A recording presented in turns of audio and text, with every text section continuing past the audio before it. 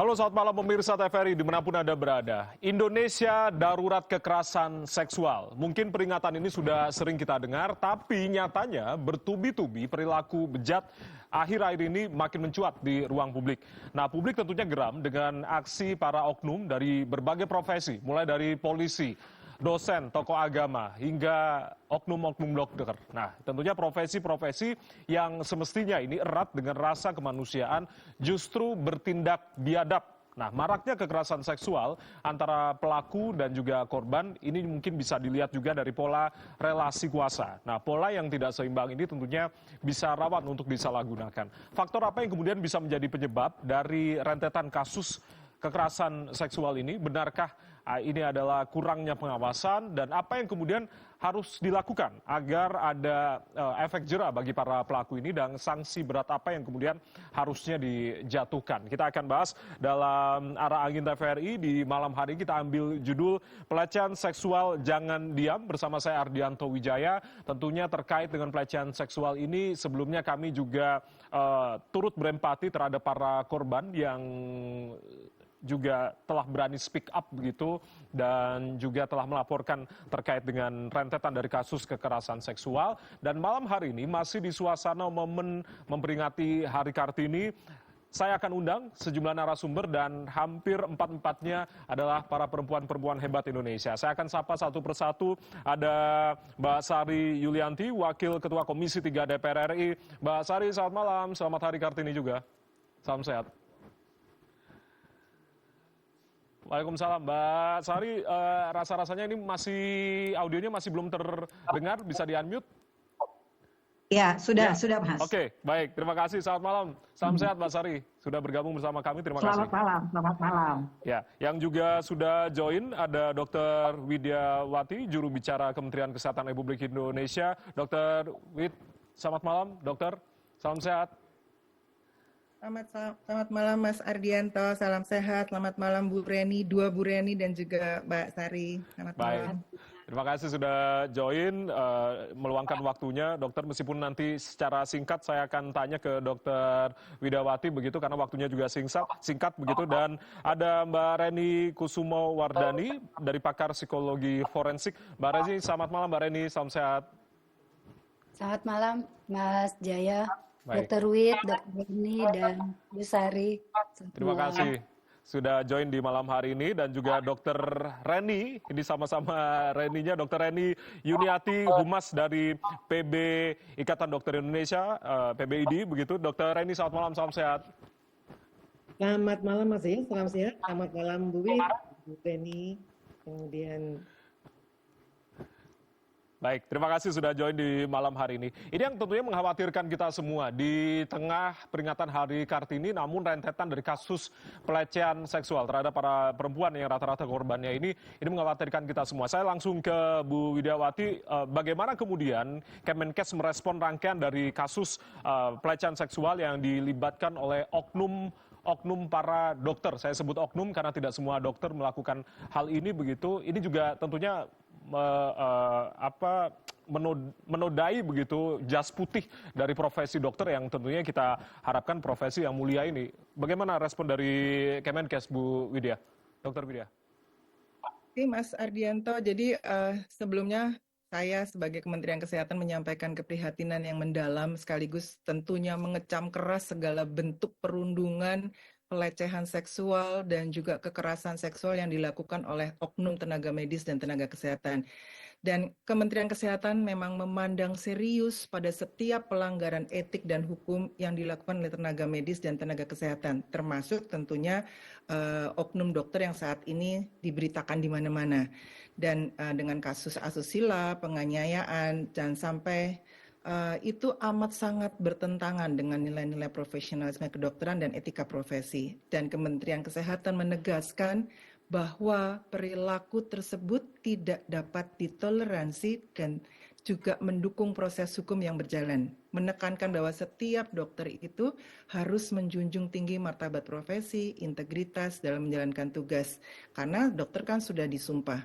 Ya. Nah, sebetulnya penanganan kasus ini memang harus dilakukan secara simultan dan sistemik, Mas Ardi. Jadi dimulai dari hulu sampai ke hilir. Artinya saya cerita dulu, artinya pada saat si calon mahasiswa kedokteran itu sudah dilakukan seleksi yang berkaitan dengan psikologis, kemudian pada saat menjalankan pendidikan dokternya atau PPDS juga dilakukan pemeriksaan, pendampingan selama pendidikan agar secara psikologis si calon dokter itu memiliki pengetahuan sekaligus mental dalam melaksanakan profesi kedokteran. Nah, setelah selesai dokter, ada kewajiban dari masing-masing rumah sakit atau vaskes melakukan mitigasi risiko supaya hal-hal yang tidak diinginkan seperti sekarang ini tidak terjadi. Dengan cara tentunya meningkatkan disiplin dengan melaksanakan SOP sebagai pelaksanaan kompetensi dan disiplin dokter. Pengawasannya dilakukan oleh masing-masing atasan di rumah sakit atau vaskes. Contohnya saja kalau di rumah sakit oleh direktur utama rumah sakit atau direktur pelayanan medik, atau kalau di fasilitas pelayanan kesehatan ada di kepala puskesmasnya. Nah, kita tahu mungkin juga PBID tahu bahwa di rumah sakit itu ada komite medik dan komite etik yang itu nanti kita harapkan dapat melakukan kredensial dan rekredensial tiap 3 tahun. Dan apabila kalau terjadi pelanggaran terhadap disiplin, maka segera dilakukan investigasi di masing-masing rumah sakit atau vaskes. Dan tentunya kita berharap kejadian yang ini nggak akan terjadi dan ada keterbukaan bagi seluruh masyarakat untuk diberi kesempatan memberikan pengaduan sebagai pembenahan yang dilakukan secara serentak dan oleh institusi terkait. Itu yang ini dilakukan oleh Kemenkes. Baik, Dokter Wit, ini yang menarik adalah kalau bicara terkait dengan tadi bicara hulu hilir. Jadi tidak hanya psikotes dilakukan pada saat seleksi PPDS, tapi juga psikotes juga dilakukan, pendampingan secara psikologi juga dilakukan pada saat PPDS ini berpraktek itu di beberapa rumah sakit. Seperti halnya kalau berbicara kasus di RSAS, ini kan rumah sakit pendidikan, rumah sakit vertikal, artinya juga di bawah Kementerian Kesehatan. Seharusnya juga sistem dibuat secara sebaik-baiknya begitu. Dan ini juga salah satu tanggung jawab dari Kementerian Kesehatan kalau berbicara rumah sakit pendidikan atau rumah sakit vertikal ini. Ada tadi mengatakan mitigasi resiko juga harus dilakukan, tapi mengapa pengawasan ini sampai kecolokan? Artinya harus ada evaluasi ke depan terkait dengan pengawasan mitigasi sampai dengan psikotes tadi. Dokter. Iya, tentunya kalau kita cerita psikotes dulu. Kalau emang di dalam perjanjian kerjasama antara perguruan tinggi sama rumah sakit pendidikan ini sudah jadi tanggung jawab bahwa PPDS itu wajib melaksanakan proses konseling kejiwaan yang rutin, meliputi tes psikologi PPDS minimal 1 kali setahun dan fasilitas konseling komunikasi bagi PPDS dan keluarga terdekat. Nah, yang tadi saya katakan bahwa memang sistem pengawasan harus dilakukan, bahwa perlunya perbaikan sistematis dan mendasar di pendidikan dan pelayanan kedokteran untuk meningkatkan mutu itu juga perlu dilakukan. Nah, langkah-langkah evaluasi yang dilakukan oleh Kemenkes dengan wewenang yang diberikan pada Undang-Undang 17/2023 tentang kesehatan itu ada perbaikan sistematis memang di dalam program pendidikan dokter spesialis. Kemudian perbaikan pembinaan dan pengawasan dari SDM kesehatannya sendiri.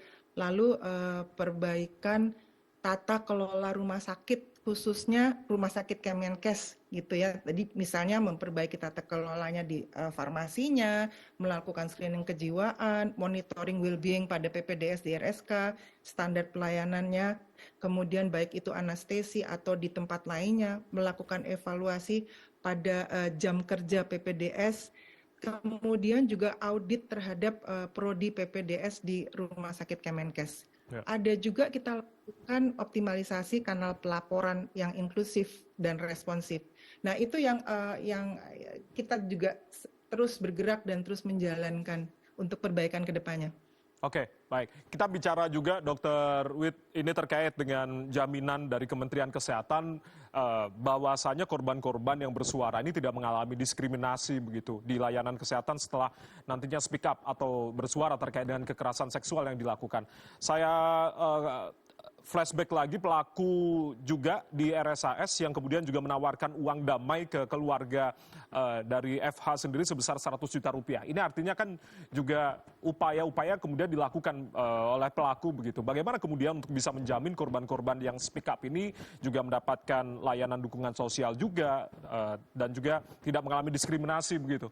Dr. Wida bisa menjamin hal ini? Ya, jadi Kementerian Kesehatan maaf, Kementerian Kesehatan sebetulnya memang mengadakan pendampingan. Jadi mendampingan pada dukungan pada korban, pendampingan konseling pada saat pasca kejadian. Dan ini sudah dilakukan bersama-sama. Jadi kita punya ada konseling kejiwaan, kemudian bekerja sama dengan institusi terkait, misalnya dokter ahlinya sendiri. Jadi mereka tetap akan bicara pada kita, mengeluarkan keluh kesahnya, dan kita akan dampingi sampai proses itu betul-betul selesai.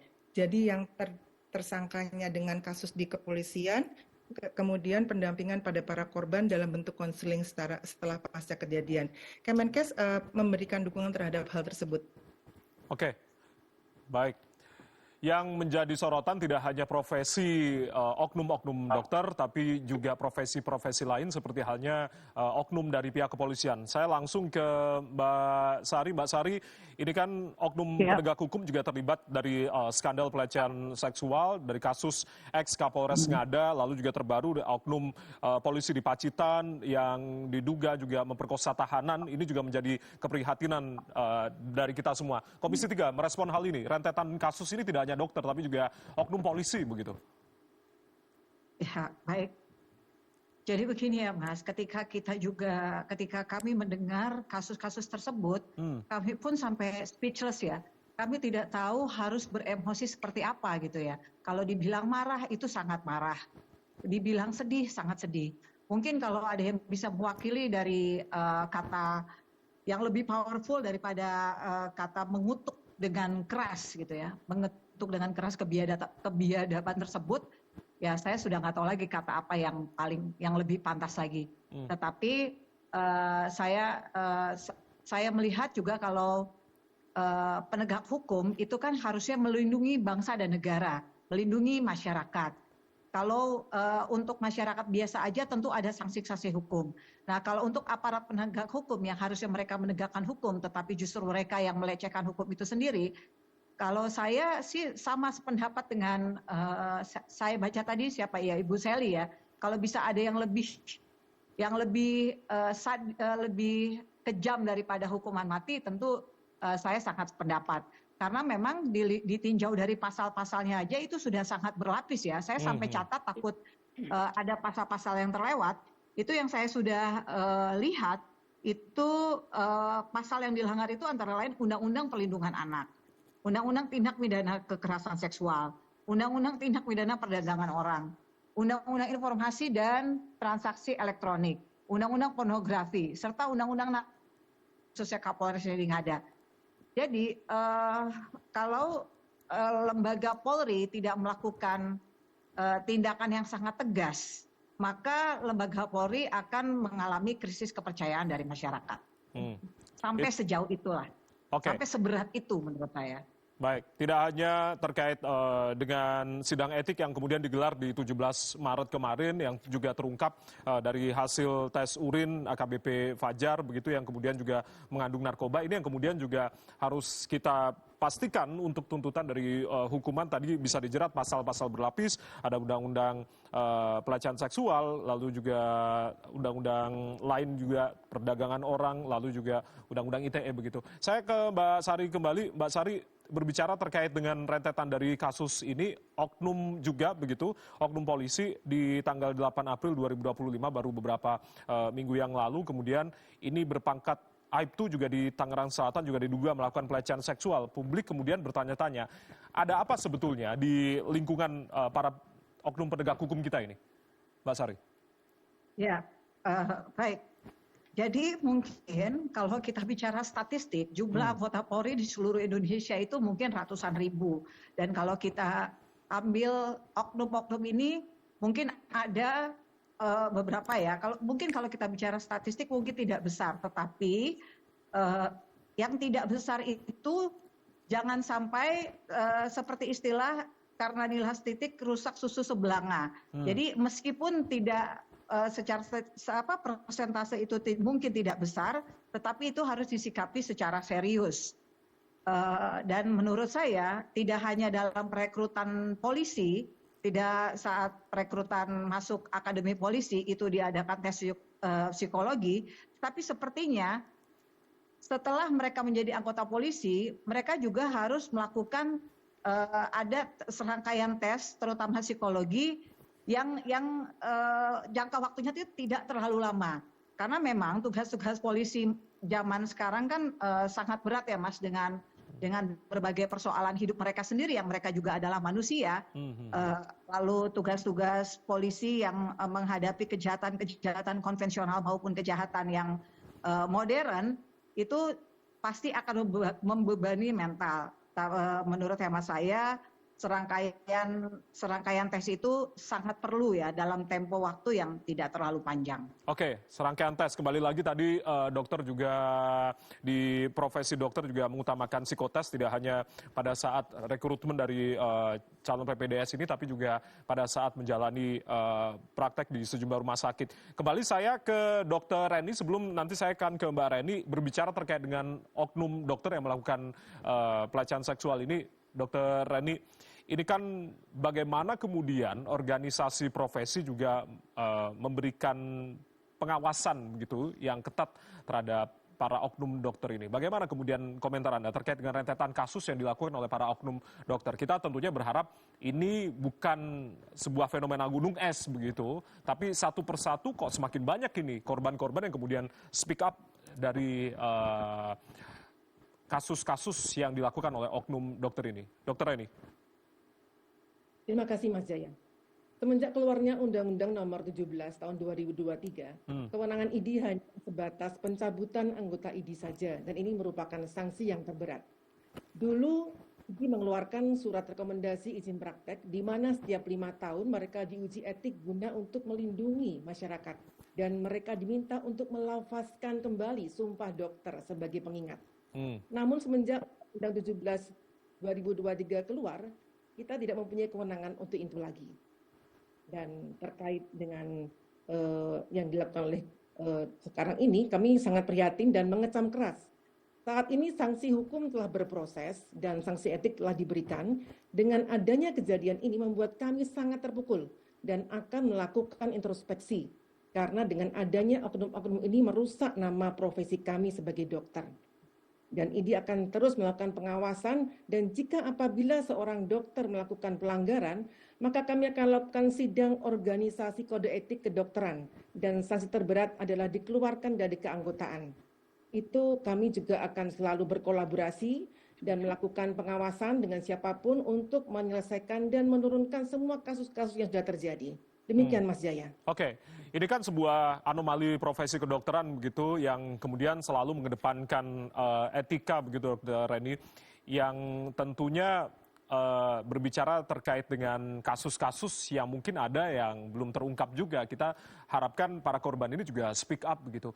Tapi kalau ID melihat dari faktor yang menyebabkan rentetan dari kasus kekerasan atau pelecehan seksual ini begitu, apa yang kemudian menjadi faktor penyebab sehingga rentetan kasus ini rasa-rasanya juga pada beberapa pekan ini kok semakin banyak juga begitu. ID melihatnya apa yang kemudian menjadi faktor penyebab rentetan kasus ini? Yang pertama adalah jam kerja para mahasiswa atau residen, di mana kalau dari standar ID sendiri menetapkan 50 jam per minggu. Nah, di sini kita harus melihat bahwa faktor kelelahan, kemudian dengan tata kelola rumah sakit dalam mengelola sebagai rumah sakit pendidikan, kemudian juga bagaimana seorang residen bisa mendapatkan istilahnya itu tambahan secara dari segi keuangan sehingga mereka tidak panik untuk menjalani kehidupannya sebagai seorang residen. Dan secara kejiwaan itu sangat menunjang semangat mereka juga untuk terus belajar dan bagaimana menjalani kehidupan sebagai residen memang cukup berat Mas Jaya. Dan itu membutuhkan baik kekuatan fisik, mental, kemudian bagaimana mereka juga mengelola keluarganya, mengelola waktunya, dan semoga ini menjadikan semangat bagi para dokter juga untuk terus berkarya dan terus belajar dan tetap semangat Mas Jaya. Oke, baik. Itu dari profesi oknum dokter begitu yang melakukan pelecehan seksual. Saya ke Mbak Reni. Mbak Reni, kalau dilihat dari dua profesi yang kemudian oknum-oknumnya ini melakukan kasus pelecehan seksual begitu, adakah benang merah yang kemudian antara kasus pelecehan oknum dokter dengan oknum penegak hukum yang terjadi akhir-akhir ini yang kita katakan kok semakin banyak juga kasus-kasus yang kemudian juga terungkap di publik begitu. Adakah kesamaan antara modus dan juga relasi kuasa kalau dilihat, Mbak Reni? Iya, Mas Jaya. Jadi benang merah ya antara kasus pelecehan oleh oknum dokter dan penegak hukum memang pada adanya relasi kuasa yang tidak seimbang antara pelaku dengan korban. Dan hal ini seperti pada teori kekuasaan sosial atau social power theory, kekuasaan itu dapat digunakan untuk mempengaruhi perilaku orang lain. Nah, di dalam kasus pelecehan, kekerasan seksual, pelaku ini menggunakan kekuasaan atau kewenangannya untuk memanipulasi dan memaksa korban. Nah, dalam kaitan pada pelaku dokter dan penegak hukum, ini menyentuh pada masalah moral, etika profesi, dan integritas profesi, serta adanya potensi ya penyalahgunaan kekuasaan yang memang sangat besar. Ya. Nah, di dunia medis tujuan utamanya kan tentunya menyembuhkan, melindungi, dan merawat. Bukan untuk menyakiti apalagi mengeksploitasi orang yang rentan, dalam hal ini adalah pasien atau keluarganya. Tapi di sisi lain tenaga medis punya relasi kuasa atas pasiennya. Ini yang tadi saya katakan penting sekali adanya penegakan etika profesi dan integritas profesi ya pada masing-masing profesi. Demikian juga dengan aparat penegak hukum yang karena profesinya mereka juga memiliki relasi kuasa terhadap masyarakat yang seharusnya dilindungi dan dijaga hak asasi manusianya termasuk harkat dan martabatnya.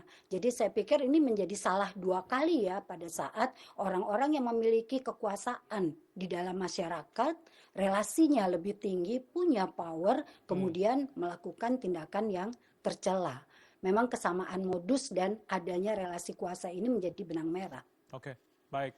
Itu yang kemudian digarisbawahi terkait dengan kesamaan modus dan juga relasi kuasa yang tadi sudah dijelaskan oleh Mbak Reni. Usai jeda nanti akan kami masih diskusi, masih bersama dengan para Kartini-Kartini hebat. Ada Mbak Sari, lalu juga ada Dr. Reni dan juga Mbak Reni. Usai jeda kita akan kembali saudara, tetaplah bersama kami di Arangin TVRI.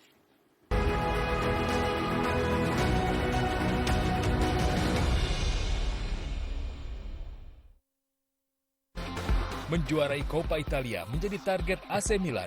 Sementara Bologna bersiap mengunci satu tempat di final Coppa Italia usai unggul agregat 3-0 di leg pertama.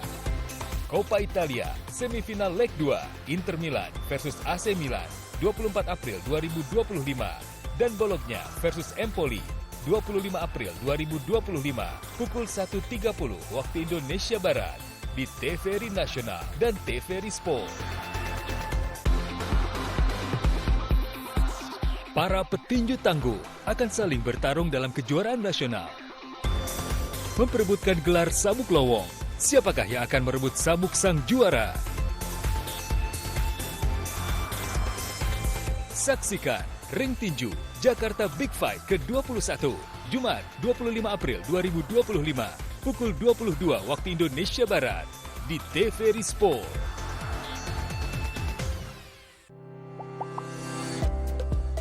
Saya memilih budidaya jeruk karena memang awalnya dari keluarga juga petani jeruk dan bagaimana cara saya juga untuk menjaga kualitas dari buah jeruk. Untuk pengaruh ekonomi untuk buat keluarga itu cukup, buat lingkungan sekitar itu sangat besar karena saya dapat membuka lapangan pekerjaan buat orang-orang sekitar untuk dapat bergabung bersama kami di sini. Yang pertama kita penyemprotannya jangan telat, setelah itu kita ada pemupukan per 3 bulan sekali supaya menjaga kualitas kita memakai pupuk Merauke, di mana pupuk dari Merauke ini sangat bagus dan sangat direkomendasikan untuk petani jeruk. Tantangan yang paling besar di bidang pertanian jeruk yaitu iklim, di mana beberapa bulan yang lewat itu kita terkena yang namanya kemarau panjang. Untuk mengatasinya yaitu kita dengan cara menyiram supaya si jeruknya juga terpenuhi akan unsur air untuk dapat bertahan hidup. Ayo dukung perekonomian rakyat, petani cerdas, petani sejahtera.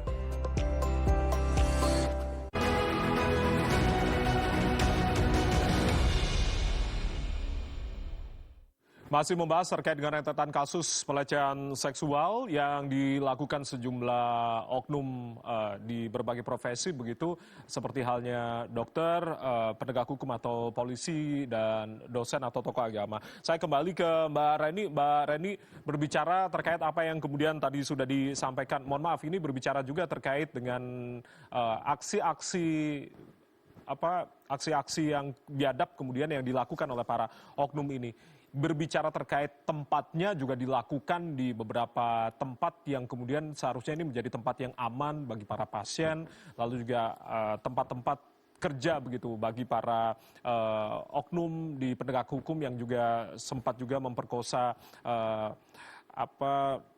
para tahanannya juga. Ini yang juga kemudian menjadi keprihatinan kita semua. Belum lagi terkait dengan mantan Kapolres Ngada, ini juga rasa-rasanya juga kelainan perilaku seksual juga terhadap anak begitu. Nah, apakah kemudian perilaku kelainan perilaku seksual ini, kelainan perilaku seksual ini kemudian bisa diidentifikasi begitu pada saat rekrutmen atau mungkin bagaimana kemudian bisa mengenali ciri-ciri orang dengan kelainan perilaku seksual ini? Seberapa besar juga tingkat dari keberhasilan dari tes psikologi untuk bisa mengidentifikasi dari pelaku kelainan seksual tadi, Mbak Reni?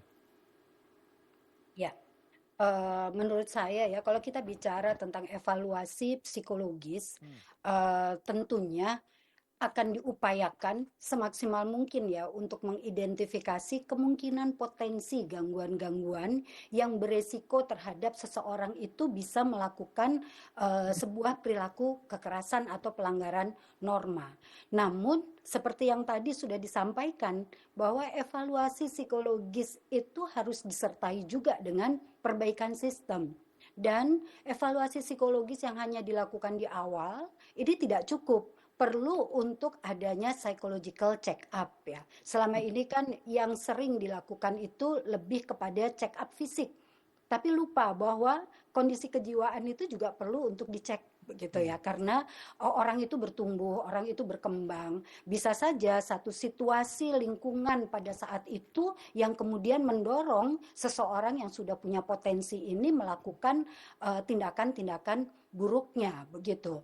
Tapi kalau secara awam tidak mudah mengenali seseorang yang berpotensi melakukan kekerasan seksual. Dan tidak semua pelaku kekerasan seksual adalah orang dengan kelainan atau penyimpangan seksual. Begitu. Jadi kalaupun dilakukan pemeriksaan tetap harus ada kontrol, pengawasan yang tidak bisa lepas atau diabaikan begitu. Nah, terkait dengan merujuk pada kekerasan atau kelainan ya, kelainan seksual parafilia. Ini juga penting untuk ditegaskan. Menurut diagnosis gangguan jiwa, pedoman diagnosis gangguan jiwa, parafilia ini baru dianggap sebagai gangguan jika mengakibatkan penderitaan klinis yang signifikan atau membahayakan orang lain. Dan kalaupun misalkan ini ya, pelaku itu mengalami gangguan kelainan seksual, ini tidak dapat digunakan sebagai justifikasi untuk membenarkan perilaku kekerasan seksual yang dilakukan. Jadi sekali lagi, uji atau evaluasi psikologis akan mampu mengidentifikasi, namun tidak cukup. Perlu ada sistem dan kemudian psychological check up secara berkala.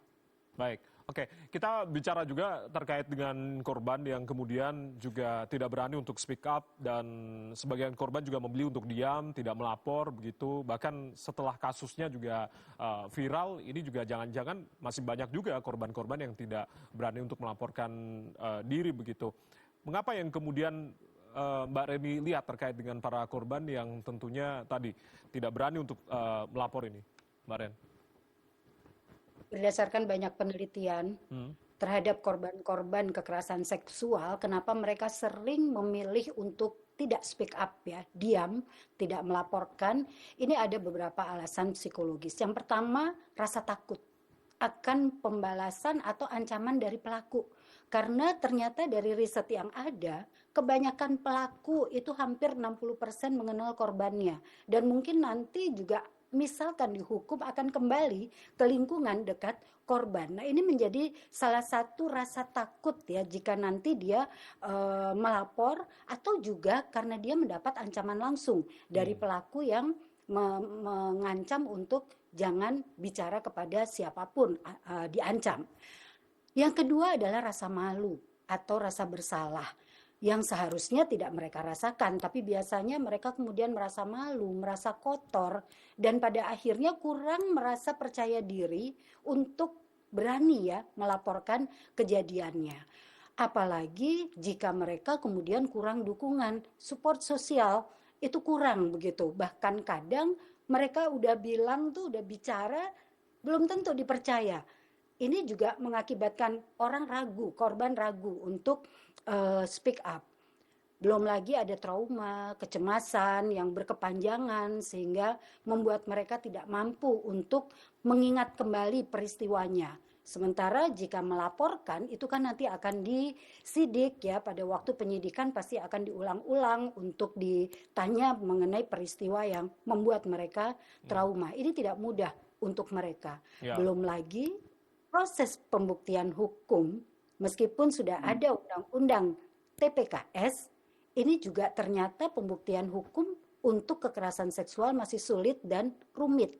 Karena kerap tidak ada saksi kecuali korban dan pelaku, ini kemudian dinyatakan kurang alat bukti. Jadi ini menjadi satu satu situasi yang membuat korban itu merasa khawatir, takut, dan tidak percaya diri untuk berani speak up. Belum lagi tekanan publik begitu yang mohon maaf begitu rasa-rasanya kadang juga perempuan yang selalu disalahkan kalau berbicara terkait dengan kasus kekerasan atau pelecehan seksual ini. Tanggapan Anda singkat saja Bu Mbak Reni. Ya, betul ya. Jadi media sosial itu masih sering menyalahkan korban. Bahkan kadangkala orang-orang yang diberi laporan itu, lah kenapa kok kamu bisa begitu? Seolah-olah yang salah jadi korbannya. Nanti waktu diperiksa, waktu itu kamu pakai pakaian apa? Kamu menikmati enggak? Nah, bahasa-bahasa seperti ini membuat tidak nyaman. Maka perlu ditingkatkan kesadaran dan edukasi tentang pelecehan atau kekerasan seksual serta dampaknya terhadap korban ya, kepada banyak pihak, bahwa siapa saja bisa kepleset jadi pelaku loh, dan siapa saja itu bisa jadi korban. Di sini perlu kita mendorong diskusi yang konstruktif dalam rangka memberi dukungan untuk korban itu berani bicara, menghindari komentar yang menghakimi atau menyalahkan korban, dan meningkatkan kepercayaan diri korban untuk berbicara tentang kejadian dengan menyediakan dukungan yang tepat ya, bagi para korban. Dan hukum harus tegak. Ya. Hukum harus tegak, itu yang kemudian harus dilakukan pengawasan juga dari Komisi 3 DPR RI. Semakin banyak kasus juga, artinya kalau berbicara terkait dengan kasus kekerasan atau pelecehan seksual begitu, menurut Komnas HAM, kasus pelecehan ini merupakan pelanggaran HAM berat begitu Mbak Sari. Artinya bagaimana kemudian peran dari Komisi 3 DPR RI dalam mengawal kasus ini, apalagi kasus dari mantan Kapolres Ngada yang kemudian juga seharusnya bisa juga dijerat pasal berlapis. Anda tadi sudah membeberkan sejumlah undang-undang yang kemudian bisa menjerat pasal secara berlapis dan hukuman yang seberat-beratnya ini tadi, Mbak Sari. Jadi kalau soal pelecehan dan kekerasan seksual, kita banyak menemukan tidak hanya pada aparat penegak hukum sebelumnya ya, kita juga banyak mendengar dari orang-orang terdekat korban gitu ya, seperti yang tadi Ibu teori psikologi kan, relasi kuasa. Social power theory. Ya. Mbak Sari, mohon maaf untuk audionya bisa di-unmute. Sepertinya tidak terdengar suara dari Mbak Sari. Mbak Sari? Ya, mohon maaf kami masih mencoba untuk bisa menghubungi kembali. Ya, silakan Mbak Sari. Iya. Maaf. Ya, silakan. Audionya sempat tidak terdengar tadi. Silakan diulangi lagi Mbak Sari.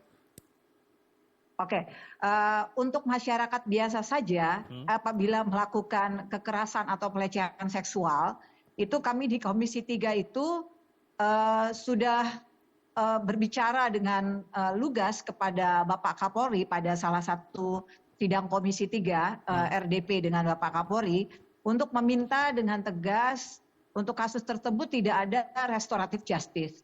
Apalagi kalau pelakunya itu adalah aparat penegak hukum. Bukan saja soal etika, kalau etika itu sudah pasti itu adalah one thing, tapi something else-nya kita kejar urusan pidananya. Dan Bapak Kapolri juga menanggapi secara serius desakan kami tersebut dengan membentuk Direktorat Tindak Pidana Perlindungan Perempuan dan Anak serta Tindak Pidana Perdagangan Orang di Barreskrim Polri. Jadi kami memang tidak menganggap ini hal yang hal yang ringan, tetapi ini merupakan hal yang berat lah ya yang terjadi di masyarakat. Oke, kita kejar terkait dengan urusan pidananya atau urusan hukumnya begitu. Tapi jangan lupa dalam kasus AKBP Fajar ini, apakah juga ada indikasi begitu bahwa sistem rekrutmen ataupun juga pembinaan di kepolisian ini bisa dibilang gagal untuk bisa mendeteksi adanya perilaku menyimpang secara seksual begitu, atau seperti apa kemudian dari Komisi 3 melihat dari sisi rekrutmen juga, Mbak Sari? Ya, kalau dibilang gagal mungkin bukan gagal ya, tetapi perlu disempurnakan. Karena kan kalau gagal, kalau mungkin prosentasenya tuh sangat besar. Kalau ini prosentasenya kan saya kemarin juga sudah cek bahwa perilaku seperti AKBP Kapolres Ngada ini juga belum tidak signifikan ya jumlahnya. Jadi kalau dibilang gagal, ya bukan gagal lah, tetapi perlu penyempurnaan, jangan sampai ke depannya ada hal-hal yang seperti ini lagi. Selain soal etika dan pidana, selain soal etika, pidana itu juga kalau menurut saya harus sangat berat, sehingga bukan saja pelaku yang jera, tetapi yang lain-lain tidak sempat berpikir untuk melakukan hal yang sama, saking mereka jera melihat hukuman yang ditimpakan kepada pelaku tersebut. Oke, baik. Kembali saya ke Dr. Reni membahas terkait dengan rentetan kasus pelecehan seksual yang terjadi oleh oknum dokter berikut itu. Kalau kita lihat beberapa kasus seperti halnya di Garut yang kemudian juga ini kan kalau dilihat dari kasus yang ada, begitu Dr. Reni, untuk CCTV juga terekam. Nah, ini apakah juga secara standar begitu, SOP dari pemeriksaan para pasien dari dokter kandungan ini, apakah kemudian dari perekaman CCTV, lalu juga dari SOP yang kemudian juga dilakukan oleh kedua tangan pada saat melakukan pemeriksaan di dokter kandungan begitu, seperti halnya di Garut, ini sudah benar atau seperti apa sebetulnya kalau dari standar atau SOP yang kemudian juga harus diterapkan oleh para dokter begitu, Dr. Reni? Terima kasih Mas Jaya. Terkait sama alur pemeriksaan yang dinamakan dengan standar operasional prosedur, dari awal pasien datang ditanya apakah ibu keinginan sendiri untuk memeriksakan ke sini. Setelah itu pasien akan ditanya apakah ada yang mendampingi. Kemudian pasien akan dipersilahkan untuk masuk ke ruang periksa. Seharusnya ada pendampingan dari pihak keluarga.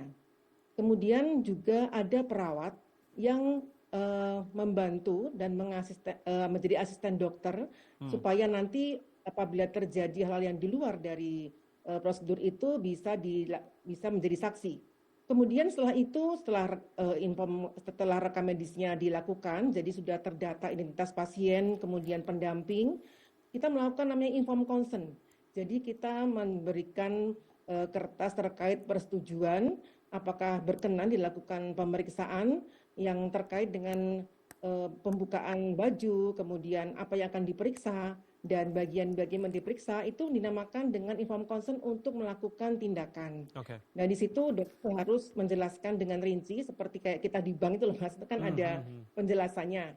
Kemudian pas tanda tangan baru kemudian dokter melakukan.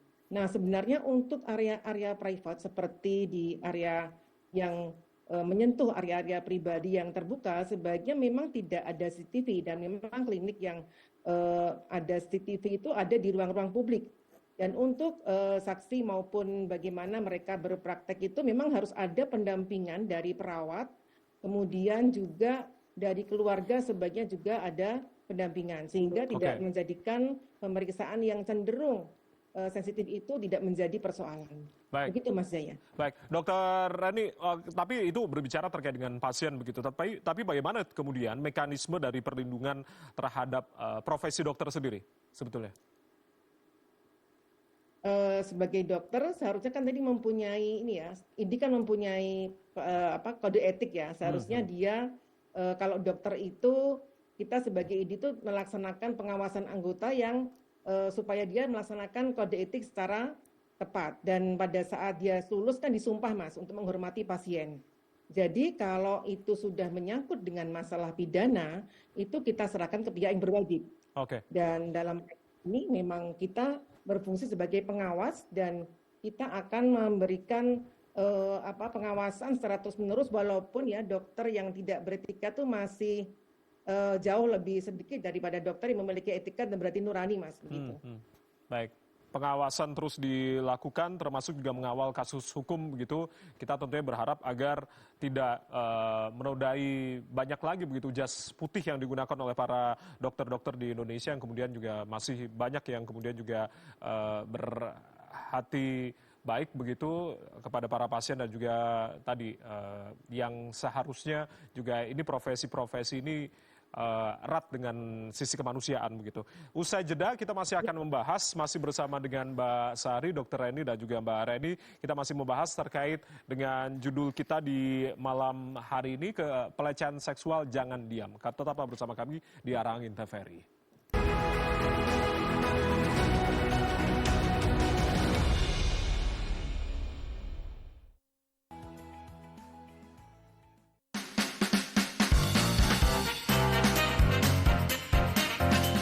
Kisah rumah kos yang dihuni oleh para pria dari berbagai suku dan latar belakang.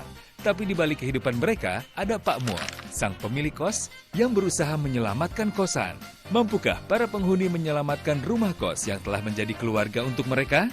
Saksikan Terima Kos Pria Baik-Baik setiap Sabtu pukul 19 waktu Indonesia Barat.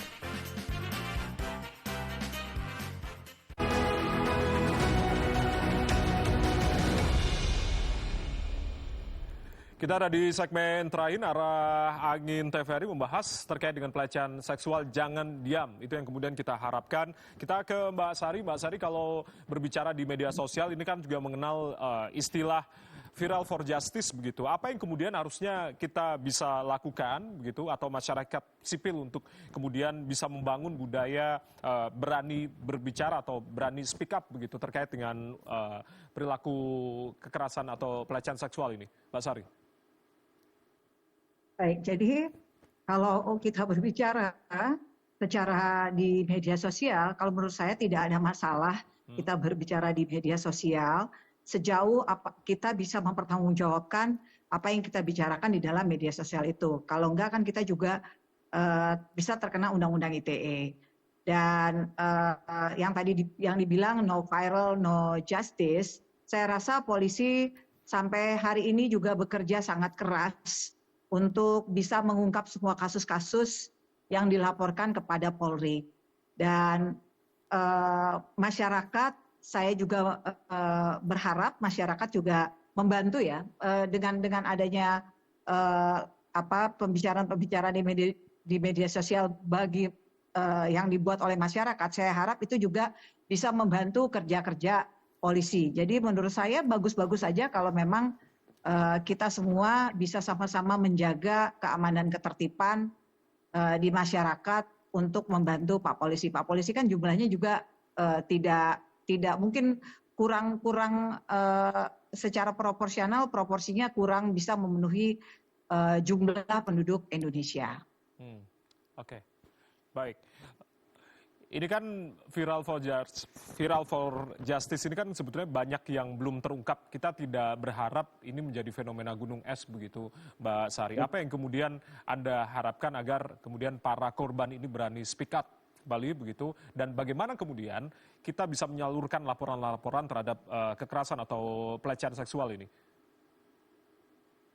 Baik. Jadi kalau untuk laporan-laporan terhadap kekerasan seksual itu, mereka bisa langsung buat laporan ke polisi itu sendiri, tadi juga kan Mas bilang bisa kita kita tulis di media sosial, bisa juga melaporkan kepada Komisi 3 apabila laporan-laporan tersebut tidak direspon dengan baik oleh aparat penegak hukum. Jadi kemarin ini di akhir tahun 2024 kita melaunching dengan Bapak Ketua Komisi 3 dan anggota Komisi 3 melaunching bahwa Komisi 3 bisa menerima laporan-laporan di masyarakat apabila laporan-laporan yang dilakukan masyarakat kepada aparat penegak hukum itu tidak direspon secara baik. Ya mungkin kita berprasangka baik aja ya, barangkali aparat itu memang saking banyaknya laporan sedang menyelesaikan laporan satu persatu berdasarkan urutannya. Oke, artinya masyarakat juga bertanya caranya seperti apa nih Mbak Sari? Apakah juga haruskah melapor ke anggota Dewan di wilayahnya masing-masing atau langsung datang ke Komisi 3 atau seperti apa sebetulnya laporannya?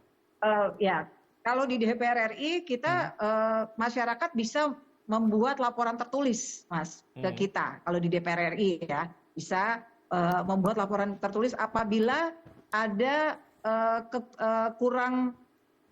masyarakat kurang mendapat respon cepat atau respon yang baik dari aparat, masyarakat bisa mengadukan itu ke Komisi 3, ke Komisi 3 DPR RI. Kalau untuk DPR RI. Selain juga beberapa. Kalau untuk DPRD mungkin mereka bisa mempunyai mempunyai aturan-aturan atau kearifan-kearifan sendiri ya Mas ya. Kan kita tidak bisa intervensi ke sana. Baik, itu yang kemudian disarankan oleh Mbak Sari tadi. Tapi berbicara terkait dengan upaya untuk kemudian bisa mengawal kasus ini, saya ke Dr. Reni lagi. Sejauh mana kemudian peran dari Ikatan Dokter Indonesia atau PBID untuk bisa mengawal? Karena berbicara 2 bulan terakhir begitu, ada 4 kasus oknum dokter yang kemudian juga melakukan pelecehan seksual. Ini kan kemudian juga mengkhawatirkan kita semua. Kepercayaan publik terhadap profesi dokter juga tentu kita harapkan semoga tidak begitu terpengaruh. Tapi ini kan juga berbicara juga kepercayaan publik, apa yang kemudian harusnya dilakukan untuk kemudian mengawal kasus ini nggak tuntas begitu dari PBID. Dr. Reni, silakan. Terima kasih Mas Jaya. Jadi di Ikatan Dokter Indonesia itu setiap dokter yang melanggar etika akan dilakukan sidang etik. Dari hasil sidang etik itu menentukan apakah diberhentikan atau tidak dari keanggotaan. Dan semenjak tahun 2023 dalam pasal 17 itu Undang-Undang tentang Kesehatan, memang sejak tahun 2023 ID tidak lagi memegang rekomendasi izin praktek. Jadi kami hanya sekedar untuk memberikan sidang etik dan mengeluarkan dari keanggotaan.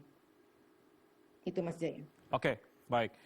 Saya langsung ke Bu Reni. Bu Reni, kalau berbicara terkait dengan konsekuensi psikologis bagi masyarakat jika memang para oknum-oknum ini tidak ditindak secara tegas begitu, apa yang kemudian menjadi konsekuensi psikologis bagi masyarakat? Bu Reni. Saya rasa semua harus menyadari bahwa kekerasan seksual adalah hal yang serius dan keji. Dampak psikologis bagi para korban baik dewasa maupun anak-anak, ini terlebih pada anak-anak ya, bisa bersifat jangka panjang. Trauma, kecemasan, gangguan emosi, gangguan perilaku, kesulitan membangun hubungan yang sehat dengan orang lain, sampai ke gangguan identitas dan harga diri. Sehingga masyarakat di sini harus tahu ada undang-undang perlindungan saksi korban, ada undang-undang tindak pidana kekerasan seksual, dan penting untuk melaporkan kejahatan kekerasan seksual tersebut.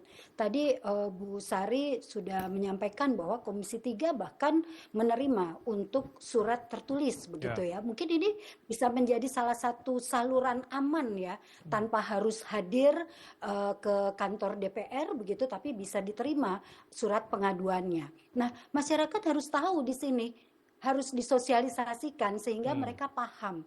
Juga paham tentang hak-haknya, jika mereka sudah melapor. Ada perlindungan saksi dan korban. Nah, masyarakat yang masih ragu untuk melaporkan tindakan pelecehan di fasilitas kesehatan, di sini dapat melakukan beberapa hal. Sekarang itu hampir di semua kabupaten kota itu ada UPTD untuk mengurus tentang perlindungan perempuan dan anak. Bisa digunakan saluran pelaporan yang aman dan rahasia di sana. Dan tentunya masyarakat juga perlu mencari informasi tentang prosedur pelaporannya dan dukungan-dukungan yang tersedia tadi.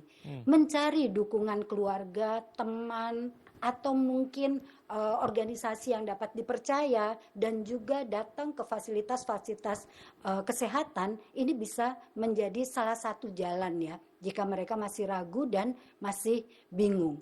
Tapi penting juga ya di sini ada di garis bawahi, sebaiknya kita semua juga tidak atau jangan sampai menggeneralisasi bahwa semua tenaga medik, semua aparat penegak hukum itu bermental bejat. Saya juga khawatir di sini nanti masyarakat menjadi takut ya untuk berobat, takut untuk melapor gitu. Jadi masih banyak cara dan saluran sehingga masyarakat perlu punya kesadaran hukum, memahami tentang undang-undang yang ada, dan tahu saluran-saluran pelaporan itu kemana saja. Tentunya dari pemerintah dan juga dari DPR ya di sini perlu mensosialisasikan ke masyarakat hingga lini masyarakat yang di grassroots. Ya, masih banyak polisi-polisi, para dosen, tokoh agama, dokter-dokter yang kemudian masih berhati mulia, menjunjung tinggi rasa kemanusiaannya begitu daripada para oknum-oknum ini begitu.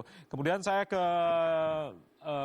Mbak Sari lagi begitu, Mbak Sari, sesuai dengan judul kita, pelecehan seksual jangan diam. Apa yang kemudian Anda sampaikan begitu dan bagaimana kemudian bisa menjamin juga laporan-laporan yang sudah disampaikan nantinya ke Komisi 3 DPR RI itu bisa tersuarakan dan ditindaklanjuti? Kami semaksimal mungkin akan menindaklanjuti semua laporan-laporan yang masuk ke DPR RI yang ditujukan kepada Komisi 3. Tentu sebelum kami menindaklanjuti, kami juga mempelajari. Jangan sampai, kami mempelajari dengan detail apa yang dilanggar, siapa yang melanggar, sudah lapor kemana, sudah apakah laporannya itu dilaksanakan dengan baik atau tidak. Itu kami sangat detail dan sangat hati-hati. Karena ini persoalan hukum dan kita juga tidak boleh